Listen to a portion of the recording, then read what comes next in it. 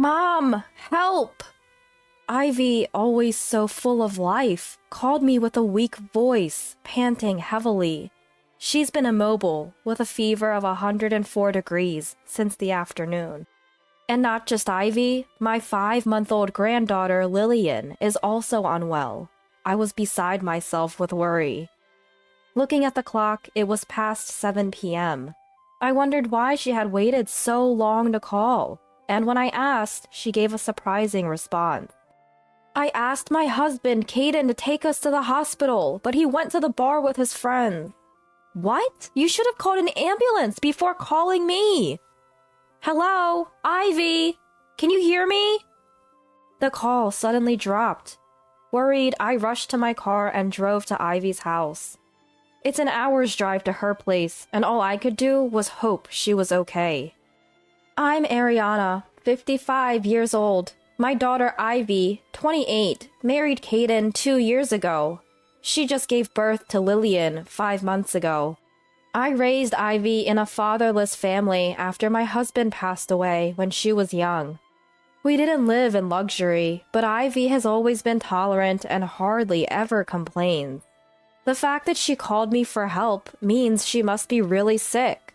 What worried me the most was that she stopped responding during the call. An hour later, I arrived at Ivy's house. Using the spare key I had, I entered and found Ivy and Lillian collapsed, breathing heavily and listlessly. Ivy, it's me! Can you hear me? She barely responded with a, yeah, but then could only groan. Ivy's body was burning up, her lips dry. Seeing her mobile phone was dead, I realized why our call was cut off. I'm going to get you to the hospital right away. I called for an ambulance immediately, and soon after, they disappeared into the treatment room. After a while, the doctor came over to where I was waiting in the hallway. Ivy and Lillian are pretty weak. They're starting to develop complications, and if the fever doesn't go down, it could be tough. You should prepare yourself for the worst. The doctor's words were so shocking that I just stood there, stunned, tears streaming down my face. I hurried to charge Ivy's mobile phone and call Caden, but not even a ringtone sounded. No matter how many times I tried, it wouldn't even go to voicemail, leaving me unable to leave a message and just growing more frustrated. How could you just ignore the two of them when they're sick? I kept trying to call every hour, but there was no connection, and the next day arrived. Thinking that Caden would call back as soon as he saw the missed calls, I put Ivy's phone in my bag and waited. Finally, in the afternoon, I got a call from Caden. Hey, Ivy, where'd you go? I'm home. Get back here and make dinner. I've been waiting for your call. Why didn't you get in touch sooner? Huh? Is that you, Ariana? When I confirmed it was me, Caden's voice, momentarily puzzled, then rough, demanded, What's up? Put Ivy on the line. I can't do that. I'm sorry to say they both passed away. They're gone? Yes. That's great. Instead of the sorrow I expected, Caden's response was shockingly inappropriate. Really, that's just perfect. Your wife and daughter have left this world. What's so funny? Caden's gleeful exclamation at my trembling words filled me with rage. Yet, in response to my question, he blurted out something utterly surprising. Well, you see, ever since we had a kid, Ivy's been so annoying whenever I wanted to go out. Ugh, what a relief. How can you say something so terrible? Caden's cruel words kept coming, cutting deep. She looked sick yesterday, so I ignored her on purpose. What did you say? If I did, she might not make it, right? That's why I went to the bar, intentionally. Caden spoke with such casualness, it was as if he had no heart at all. As I stood there speechless, he continued with more unbelievable statements. The apartment in Ivy's name? It's all mine now. Oh, and that's not all. I get the savings and the life insurance money. Now I can meet any girl I want openly. Awesome. What a despicable person. My head was pounding, and if Caden were here, I'd want to knock him out. I clenched my back teeth and my fist hard to contain my anger. My throat was choked up. No words could come out. When the funeral's ready, let me know. I'll be the chief mourner. Gotta keep up appearances, you know. Having said that, Caden hung up the phone. I was so shocked I couldn't stop my hands from shaking. I found myself sitting down right where I was. I'm not going to let Caden do whatever he wants. I'm going to get revenge for Ivy and Lillian. With a flame of anger burning in my heart, I began to meticulously prepare for my revenge. So, 5 days later, in the evening, I was waiting inside Ivy's apartment for Caden to return. In the meantime, Caden had the nerve to say, "I'm going on a trip with my girlfriend, so can we have the funeral this weekend?" When Caden, fresh from his trip, unlocked the door and stepped into the living room, he froze at the sight of me standing in the dim room. "Don't scare me like that! What are you doing here?" "I've come to say goodbye. We won't be seeing each other anymore, will we?" "Has the funeral date been set finally?" "Before that, I want a proper apology." I handed him an album with pictures of Ivy and Lillian smiling, and to my disbelief, he said, "Cut it out, that's creepy," and threw it on the floor. Not only that, but he kicked it aside, as if it were a nuisance. Seeing Caden's cruel behavior made my anger boil over. And just as I was about to shout, "Enough!" a baby's cry filled the room. Instantly, Caden's arrogant demeanor melted away, replaced by shock. Then he turned deathly pale. "What's that sound?" "What sound?" "The sound of a baby crying?" "It must be Lillian, then."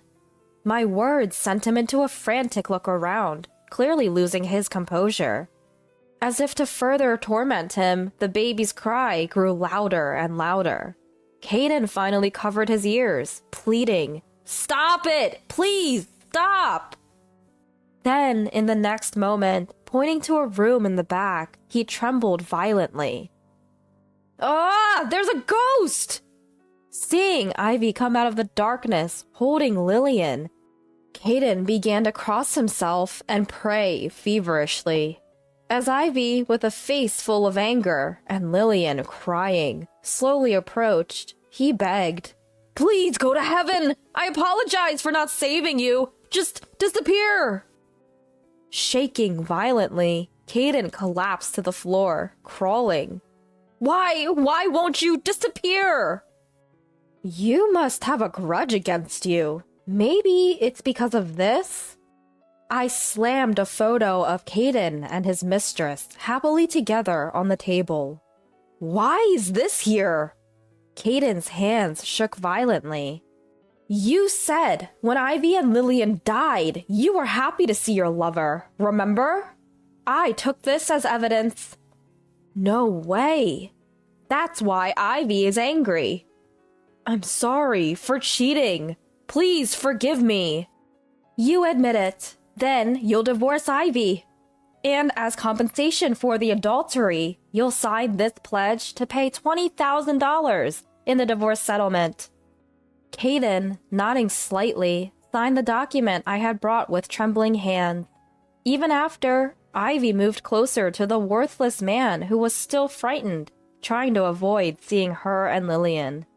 "Whoa, back off! You signed the divorce papers and the affidavit, didn't you? Look at me, closely! I have a physical presence, right?" "Huh? Both Lillian and I are very much alive." As Caden tentatively raised his face, he scrutinized Ivy from head to toe, then slumped down, relieved. But in the next moment, he turned beet red with anger and began to rage. "Don't mess with me! Don't scare me like that! Lying woman! Saying you're dead to trick me? What do you want?" After leaving the two of us with fevers of 104 to go drinking, and then blurting out something ridiculous when slightly pressed, you deserve to be punished. This stupid farce. I wasted my time reflecting. The man standing and glaring at me seemed to have forgotten how he had been completely shaken by this farce. And there's Caden, clicking his tongue instead of being glad that both are alive. How low can you get? Ivy and Lillian were in critical condition when they were taken away by ambulance, but thanks to the doctor's dedicated care, they recovered. If we had left them, Ivy and Lillian might have really gone to heaven. It's a pity they're alive. So you're upset you didn't get the savings or the life insurance money. Your nasty personality never changes, does it? I thought maybe you'd reflect a little. You're the worst. Shut up! Hiding and stalking, taking photos, and even lying? I'll sue you. Caden, defiant and ready to counterattack. Expecting this, I told him, we're the ones who'll be suing. I knew you'd make a scene like that, so I've recorded all of our conversations. Huh? Now we have perfect evidence. Damn it. Caden, unable to argue back, bit his lip in frustration. Then, as promised, you'll pay the $20,000 in compensation in the divorce case. Just take it out of the property division. Our savings account holds $40,000. Half of it is mine, so you're okay with getting nothing? Huh? Caden stared at us, mouth agape in shock. Deciding to knock him down further, I said, you seem to think you bought Ivy's apartment, but it's rented. So pack your things and leave, please. Ugh, forget it. I'll live with my mistress. Scratching his head frantically, Caden began calling his mistress right before our eyes, but she wouldn't pick up, no matter how many times it rang. Strange, I haven't heard from her since yesterday. I could hardly suppress my laughter as I informed him. Well, you shouldn't be surprised. I filed for damages due to infidelity. Don't do stuff without my permission. She's just as responsible. It's only fair. She even said, I'll break it off immediately when you called, so I doubt she'll be in touch again. Caden slumped his shoulders heavily and just sat down on the spot, but we had no intention of offering him any words of comfort. Looks like you've been completely dumped. Now get out! Wait, I'm sorry. Let me apologize. After clinging to Ivy's feet, Caden offered a deep apology. Of course, Ivy ignored his gesture, standing still with a cold look in her eyes. Then, standing up, Caden took Ivy's hand, begging repeatedly, please, call off the divorce. Of course, Ivy had no intention of forgiving this man who had even put Lillian in danger. Ivy shook off his grasped hand, glared at Caden, and then turned away. I'll be in trouble without a place to live. Please, I'm begging you. Don't worry, I've got a place for you to live. Where? From the holding cell to the prison. Be grateful you have a place to sleep. Wait a minute, it shouldn't be that serious, right? I filed a report for leaving sick Ivy and Lillian unattended. The police have been notified and will be here to pick you up soon. This can't be. Even though it wasn't hot, Caden's forehead streamed with sweat, his face looking ready to cry. I'll submit the photos and recording data as evidence. I've prepared the hospital charts, so squirming is futile. I'm sorry, I won't do it again. I'm truly remorseful, so please don't prosecute me. I can't trust a terrible man like you. Caden, who had taken the lives of precious Ivy and Lillian lightly while enjoying his affair, really needs to be scared straight. Maybe he'll have a change of heart behind those dark, tall walls. After all, living people are probably scarier than any ghost. Ivy, help me! You love me, right? After you were after my life insurance money? What are you saying now? My feelings for you have cooled down with the fever. And with that, goodbye. Don't ever show your face to us again. Once again, Caden couldn't stand and was immobile on the spot until the arriving police scooped him under the arms and put him into the patrol car. We will probably never see Caden again.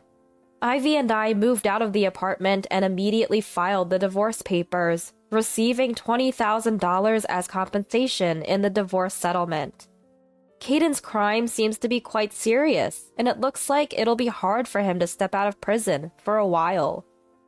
Ivy and Lillian are living with me at my house now. The baby is growing up fast and can now stand while holding on to something. She might start walking soon. Despite everything, I'm happy to be able to witness Lillian's growth with Ivy. Having reclaimed our peaceful daily lives, we spend every day smiling.